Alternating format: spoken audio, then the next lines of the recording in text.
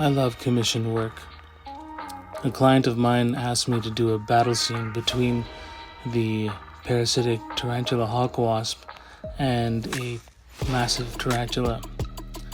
So the specimen that I have is a bird-eating tarantula that I collected more than 20 years ago in the Amazon in Peru. And this parasitic wasp is one of the largest specimens that I have. It's a trophy size. She's almost 11 centimeters in wingspan.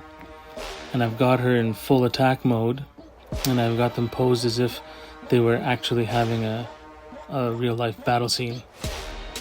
I've managed to get them all posed in this fixed position, and the piece is done. I'm so happy with how it turned out, and the client's going to be getting it in a couple of weeks.